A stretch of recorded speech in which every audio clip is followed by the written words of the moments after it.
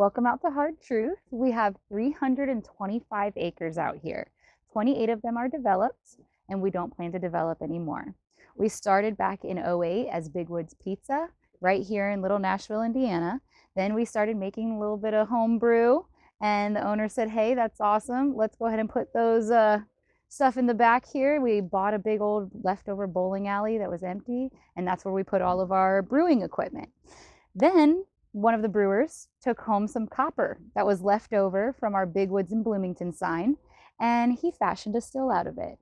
Yeah, brought that still in, let the owners taste some of that corn whiskey he was making, and they said, hey man, we got some room in the back. And they brought in the distilling process. That was our hard spirits, and that's the hard truth.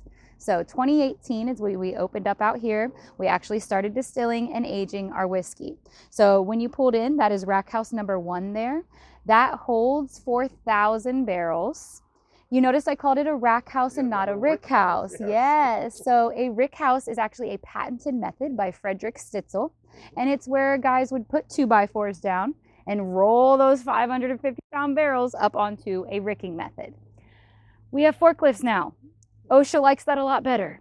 Yeah, so what we do is we actually palletize. We do 4 barrels on their heads per pallet, and then we just stack them 6 high.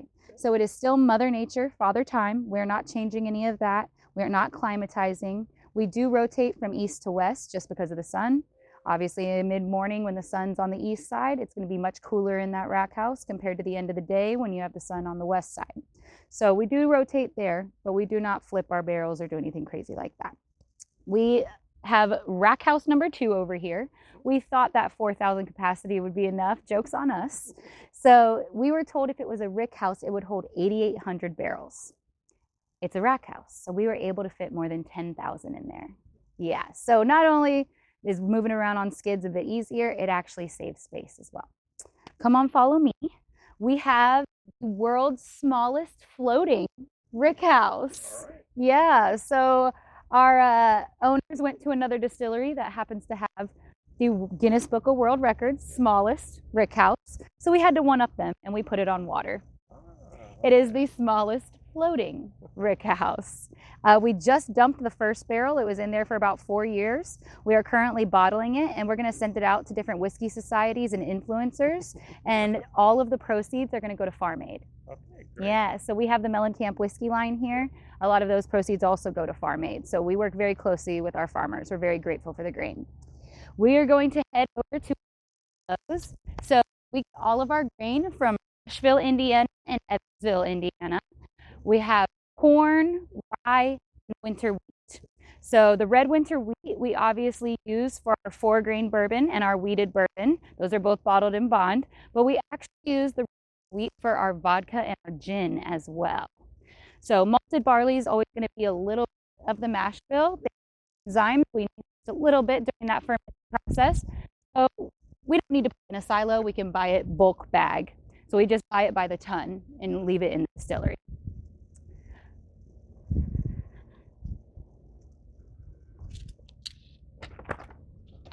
Come on in.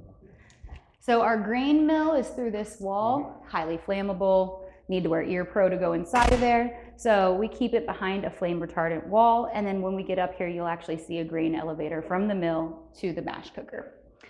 This is our master distiller, Brian. I say he's checking the quality of every single grain. No, in reality, we have a wonderful working relationship with our farmers. We trust them. We will go out there whenever we are invited out there, but we can go out there really whenever we want. But we have a great working relationship with them, which is always nice. Let's talk about water. So I know my Kentucky people love to say that their water is the best. But the fun fact is, Indiana is the limestone capital of the world. All of the Empire State Building came out of Bedford, Indiana, right here in southern Indiana. Yeah. Did not know that. Yes. So all of these factors make our terroir. Essentially, it's the different things that give whiskey its distinctive characteristics. Of course, we know great soil, water, climate, and farming make for quality grains, but I want to focus on our water and our sun and climate. So when we first had German settlers coming over, they were on the East Coast. They made their way west, Pennsylvania, Ohio, Kentucky, Indiana. pulled that groundwater, tasted it, and thought, that tastes like home. That is because Germany is another area with a large limestone shelf. What that does, as the rainwater comes down, hits the gravel, hits the sand, makes it to the limestone. It will take 6 weeks for that water to filter all the way through the shelf and get into the aquifer. During that time, it is pulling out iron, it is pulling out manganese, it's adding calcium. It is literally a water purification system before we had water purification systems. Yes. So that limestone shelf is this whole area right here. It is huge. So water, obviously super important, but when it comes to aging, sun and climate is super important. So here in Indiana, we have the best weather for that, because if you don't like the weather in Indiana now, wait a minute, exactly, it'll probably change. Yeah. So whiskey in the barrels, in the rack houses, as the temperature increases, that barrel is going to pressurize. It's going to start to push the whiskey into the staves. As that temperature decreases, it's going to depressurize, and it's actually going to fall back into the barrel. That is known as one heat cycle. Well, we need a whole bunch of heat cycles for aging whiskey. So Indiana really is one of the best places for doing that. We get all 4 seasons out here. Our friends down in Texas, they might be making a great rye, but they have 2 options when it comes to aging. You either climatize and spend a small fortune, or you pay somebody else to do it for you. So this is our terroir. Let's move down to what makes us special. So over 95% of distilleries are a sour mash method. Well, let's talk about why a sour mash method, because it's very popular. Sour mash method is easier on the front end. So what you do is you take a bucket of the back set, that leftover grain and water after it's been separated from the alcohol, and you dump it into your new cook, essentially giving fresh yeast, dead yeast to eat and mimic. What that does is it keeps your pH balanced. It also keeps that flavor profile consistent. But on the back end, when you actually go to drink a sour mash, it's more astringent on the palate. So we opt for something a little bit harder, but better on the back end. Yes, we are using fresh grain, fresh water, and fresh yeast every single time, which means the pH is going to bounce around. It's going to be finicky. It means maybe a random strand of yeast flies in on the Brown County air and gets into our fermenters. It's all good. We are willing to put in that work on the front end, because the back end of the sweet mash, once it's actually bottled and served, is a easy mouthfeel. So that softer mouthfeel is really what makes sweet mash different from sour mash. We use the Indian Creek Aquifer for our water. Again, sweet mash method. Of course, Vendome. Vendome is a family-owned company out of Louisville. They've been around for, I want to say, over 200 years now. And they are on a 2-year wait list with 0 marketing and 0 sales. They're doing just fine. They're also a quality company. They will come out and check the density of your still and make repairs for you. So they just really are the best of the best. We use Independent Stave Company, ISC, and we air dry and air season, meaning our wood gets stacked up in the field like Lincoln Logs, and we actually let it naturally dry. Kiln drying is great. It's quick, it's efficient, but it squeezes the grooves together. We want the opposite. So while it's out there, it's starting to get a little microbiological. The fungi will grow on it. It will leach tannins. It will leach lactones. Tannins are great for red wine, not so great for whiskey, right? So once those are pulled in, ISC will look at our order form and say, okay, they want theirs toasted staves as well as charred. So there are different levels of toast, just like there's different levels of char. There's also different staves now. So you can get a wave stave, spiral stave, right? And all of that affects the flavor. Whiskey gets all of its color and the majority of its flavor from the barrel. There is more vanillin found in American white oak than there is in vanilla bean, which is why you always get those caramel vanilla notes heavy. Yep. So once they're done toasting, we'll char.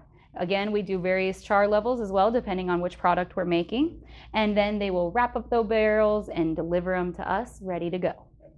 Let's head into the distillery. Okay, you ready? Welcome.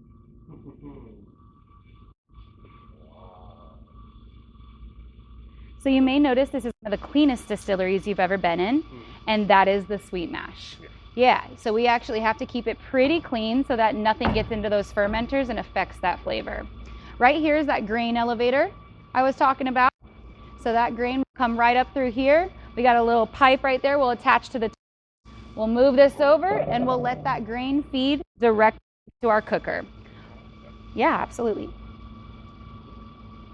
You do call it a mash cooker instead of mash tun? Yep, mash cooker. This is where we're actually heating it up. The coils on the and then that black mixer is just an agitator. That way nothing's getting burnt on the side of those coils. Corn is a harsher grain and a harder grain, so it has to be cooked first and for a longer period of time. Then we can add those softer grains like your wheat, your malted barley, your rye. Once those are done cooking, you have to let them cool, and then we will add the yeast. You don't want to kill your yeast off with the hot mash, so you got to wait, bring it down, add your yeast, and then stir it up. Once we're done and it's cooled, it's time to move to our fermentation tanks. So right now we are doing all bourbon whiskey 4 grain. Okay. Yes. So fun fact about this, we actually we actually ferment for 7 days when we make our 4 grain. All our other products are about a 3-day fermentation process. Yeah. So this one here, we're doing some good fermenting. It looks like we've maybe done with peak fermenting, but you can still see the bubbles. If you can still see bubbles, that means the yeast is on the sugar, it's eating the sugar, putting off carbon dioxide and creating alcohol. So these little guys right here, these are just fans that are pulling out that carbon dioxide. Over here, or do you do anything with the CO2? I think they do capture it and then they'll do with it properly. Okay. So this one is at about the same day as this one. Because it's the weekend, they'll try and get a couple going before they head out. Yep. This one looks like a little bit more movement to me, whereas this one's got bubbles but less movement. I think they're both at about, I would say 2 or 3. This one is about 4 or 5. So you can tell that this one has been in here longer. There's a lot less bubbles and you're starting to get the grain cap. So reaction dies down, the sugar is depleted, no more carbon dioxide coming out. So the bubbles slow and then all of that grain starts to rise to the top. So when it is ready, that is going to be about 7% alcohol. And this is exactly what people would drink in medieval times.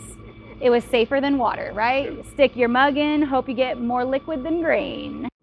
So we actually want to remix up all that grain. So when it's done fermenting, it is now your distiller's beer, and we will move it into the beer well.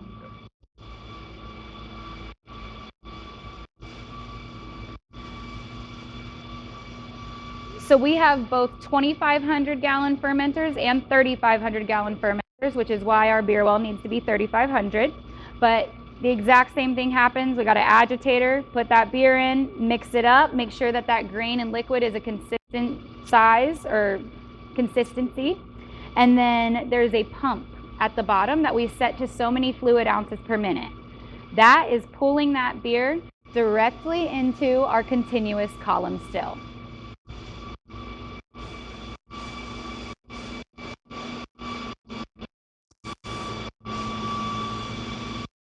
All right, so real quick, we're going to talk about the pot still and our vodka still, and then we'll get back into whiskey.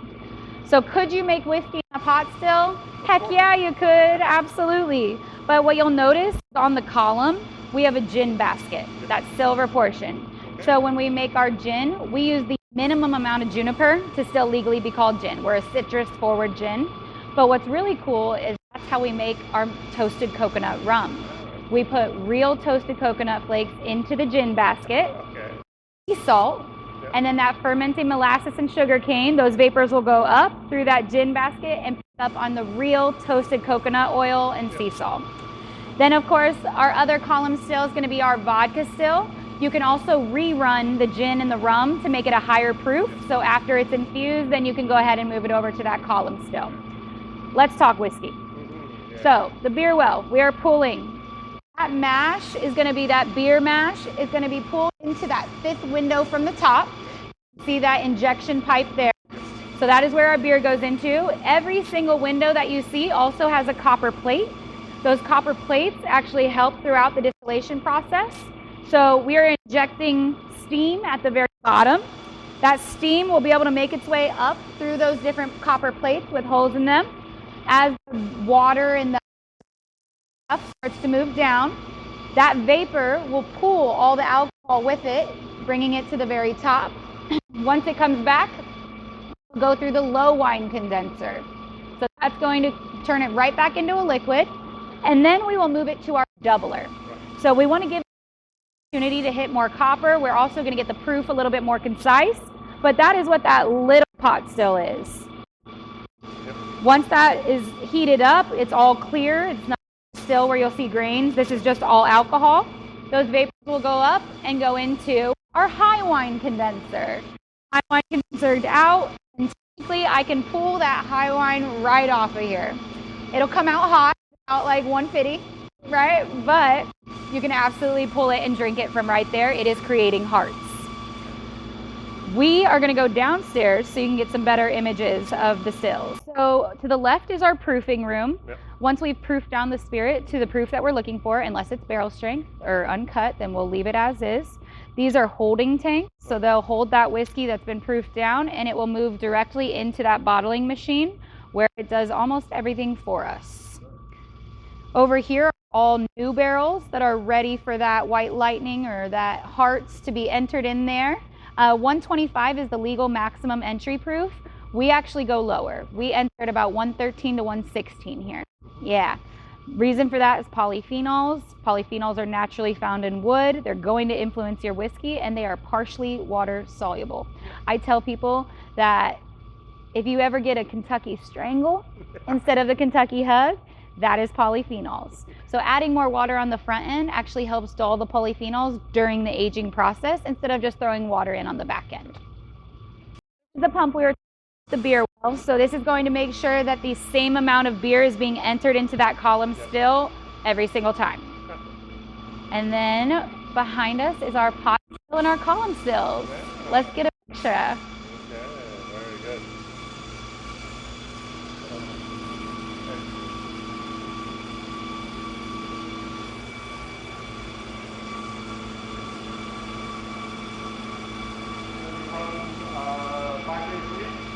Yes.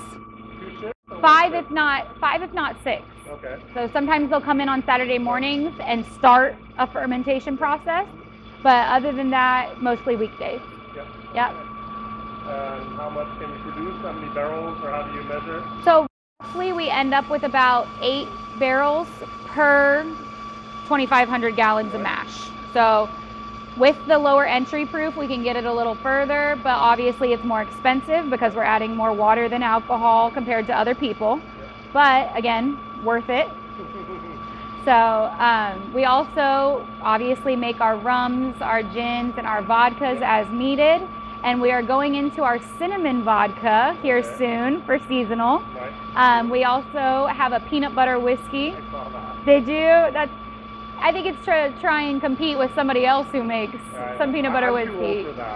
Me too. If I was 22 again, well, I'd be fabulous. Right? Yeah, when I could handle sugar. I can't do that anymore. Yeah.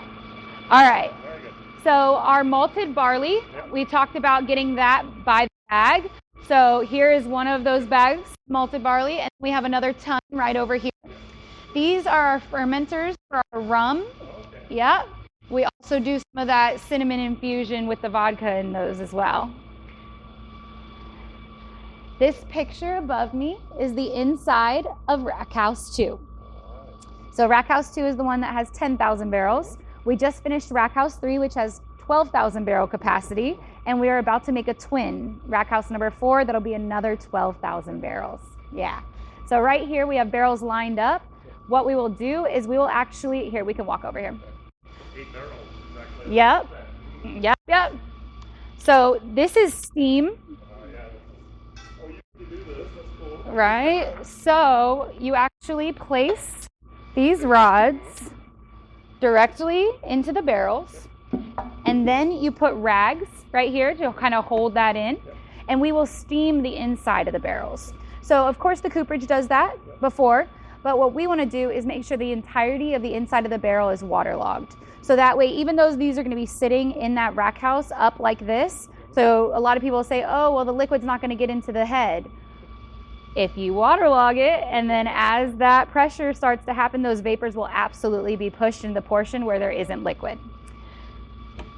Once they're done with this, they will fill the barrels and they will do a lower entry proof. So we'll do the water and all that good stuff as well. And then it's off to the rack houses.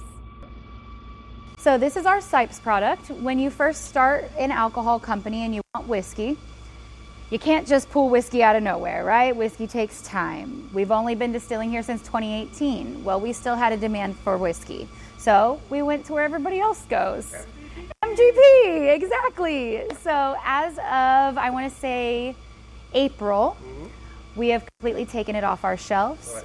All of our whiskey is ours from grain to glass. Okay, Yeah. Intentionally went 96.4 instead of 95.5 with the rye. We are 94.6. Oh, it was 94.6. Yes. It was just The other way, right. Exactly. Yes. So what we have is our sweet mash bourbon, our high road rye, our sweet mash rye, our bottled and bond weeded bourbon, and our bottled and bond 4-grain bourbon. I'm getting a special. You are getting a special, yes. A special So tasting here. normally it's just these three. Special tasting, of course. So I will like to at least note that these products are all used the sweet mash method, right? So even though the high road and the weeded, they don't say sweet mash, everything we put out is. So we're going to start with our sweet mash bourbon. It's a 90 proof, and Hard Truth is known for their custardy whiskey. We really do have that distinct flavor every time. Now I get creme brulee, cherry. Cherry, but caramel. I get more of like a cherry chapstick. Oh.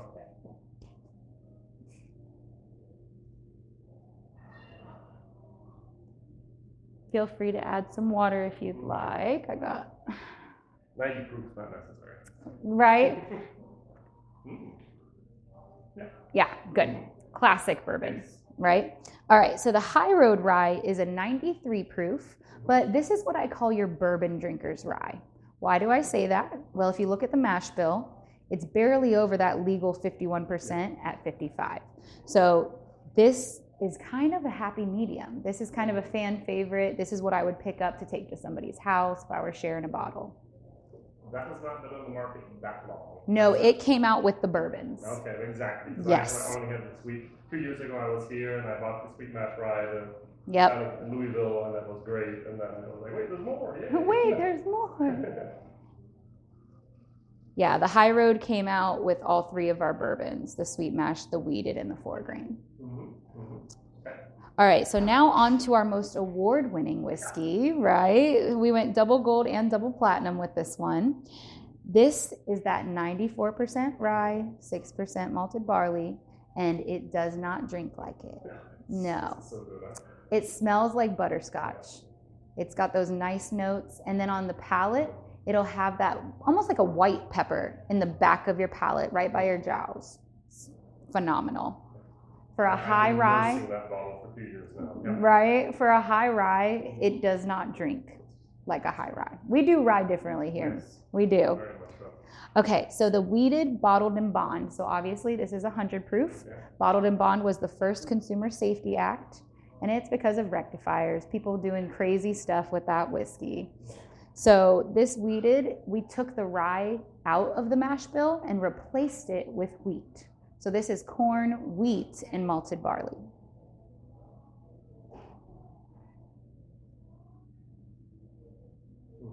A little bit more subtle, softer, Yeah.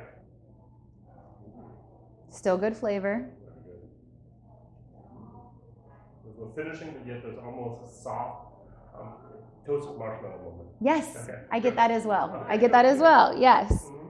It's almost like a little bit of like a biscotti, like you kind of get some of the graham cracker and then it's like a smoked marshmallow, yeah, 100%. So this last one is our 4-grain. So it is exactly how it says. It is 4 grains. It's going to be our rye, our bourbon. It's going to be our rye, our corn, our malted barley, and our wheat all in one. Okay. Do you know the percentages off the top of your head? I don't know them off the top of my head. I can find them for you though.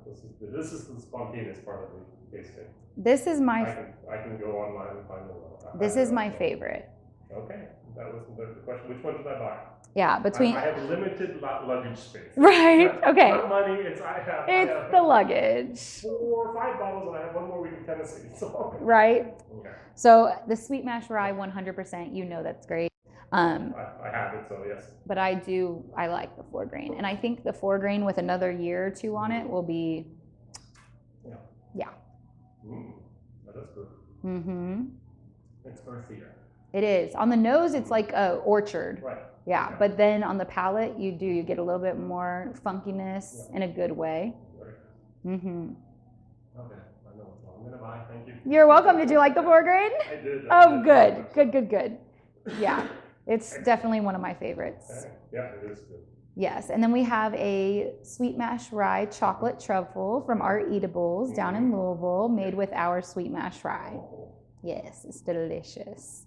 And which ones does pair with the best? It's up to you. I think that chocolate pairs well with every whiskey. Yeah. It really does. That's exactly what I was going to say. Go for something with a little higher proof. The sweet mash rye is always going to be barrel strength. So this one's 120.6. But when you sip whiskey with no, it does not drink like that. But when you sip whiskey with the chocolate, it almost kind of dulls it even more. Wow. So this is when I tell people proof doesn't always dictate your burn. Usually it's polyphenols. Yes. Kentucky struggle. Kentucky strangle. Yeah. Wow. That's wonderful. Isn't it? Yeah. When I worked at Stitzel Weller, we did a chocolate pairing, and so we had 5 or 4 chocolates with 4 whiskeys, and it was phenomenal. First time I ever did that with Woodford Reserve. Yeah. They did that as well. I was like, this is bad. You're like, I don't like this. I did normal Woodford Reserve, but this was even better. Right. And then there's another good picture of the inside of Rack House too. Beautiful. It is beautiful. It really is. And it's the best smell in the world. Yes, it just waft. I love it. All right, any questions? When will you be in Europe? I know. I'm going to take my daughter back. Okay. Yeah. I need the whiskeys. We're working. Okay. We're working. I know we're only in 26 states as of right now, but we are trying. Yeah. We want to be distributed everywhere. Yeah. Wow. Very good. I'm glad you enjoyed it. You're welcome. Absolutely. So you're open for tours 7 days a week? 7 days a week. Yeah. Yep. Okay. We are open 7 days a week. There are a couple tours that we don't offer every day, like our moonshining experience. We are the only place in Indiana where you can legally make and take your own moonshine. Okay. Yeah, we do it out in the woods, feed you breakfast and lunch. It's a good time. Quad or whatever that tour, ATV? The ATV tours, that's our Get Lost tour. Okay. So those ones run every day. Every day, all day. And you get to drive around, well, I drive, you drink. And we get to go around the 325 acres. We make a few stops. We do go down to the Moonshine Cabin for the ATV tour for that stop. But you get 6 different pours on the ATV tour. It's a lot of fun. Yes. And it's a good variety too. So it's whiskey, but it also has some of our other spirits. So between Cincinnati and Indianapolis, how far away are we now? So people that are traveling from Europe and coming over here. Yes. So from Cincinnati, we're about an hour, and from Indy, we're about an hour. Yes. Yeah. Okay. So it's not terrible. From Louisville, we're an hour. Yeah. Okay. See. Right. All right. Very good. Last week people were here because of me, and the week before as well from Europe. So. I love it. Well, they need to know you. Yeah. That's awesome. Because you're not on the Bourbon Trail. Yeah. Of Kentucky. So right. Well, that's Kentucky likes to say that bourbon can only be made in Kentucky. Liar, liar, pantses. Yeah. Literally the A of the ABCs. America. Okay. Yeah. All right. Very good. Hard truth is really worth it. Yes, it is. Thank you. You're welcome.